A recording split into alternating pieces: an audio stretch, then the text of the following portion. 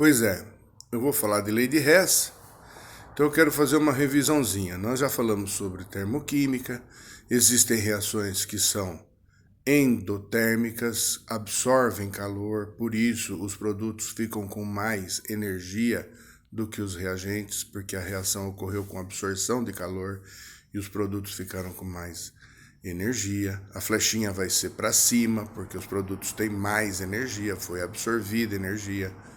Existem reações exotérmicas com liberação de energia, aí os produtos ficam com menos energia do que os reagentes, que foi com liberação de energia.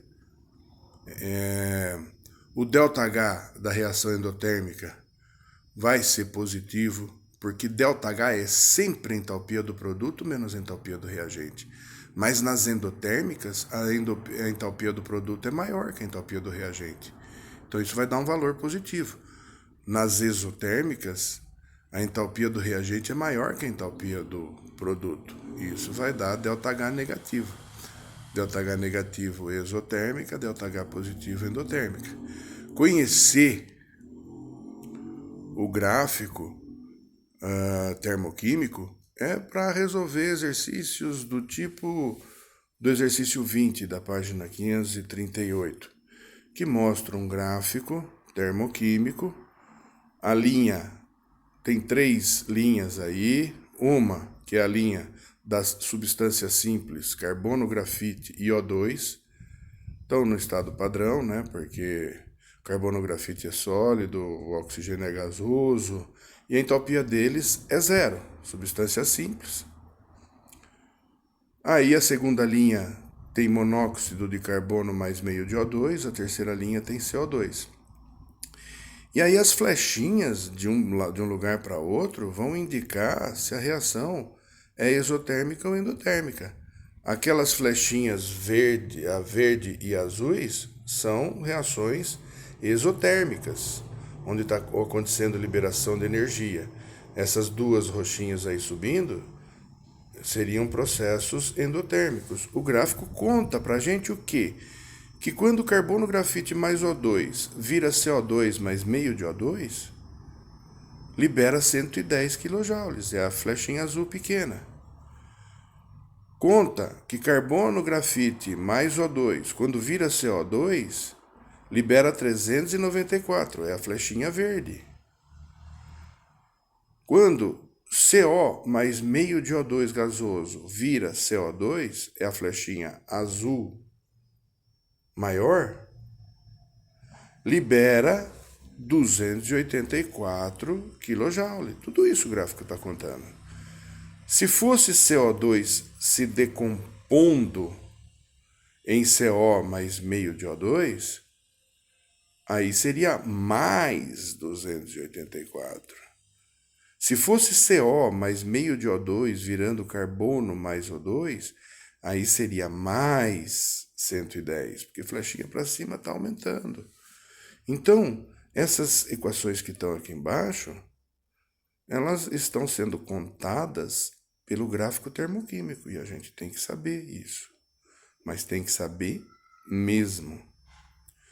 Para cálculo de ΔH, a gente viu que existe o método da entalpia de formação, o método da entalpia de ligação e o método da entalpia e o método da lei de Hess.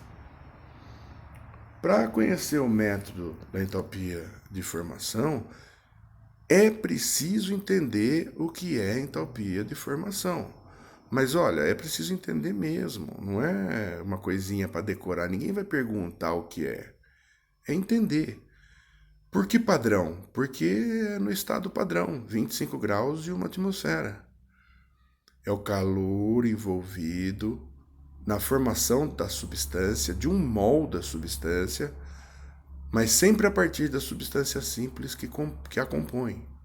Então, por exemplo, o que é a entalpia de formação do H2SO4 líquido?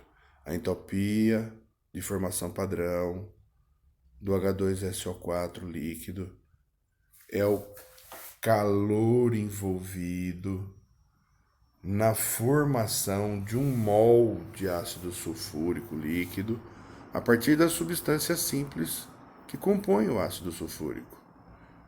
O ácido sulfúrico não é H2SO4? Quem que é a substância simples de hidrogênio? H2. Quem que é a substância simples de enxofre? S.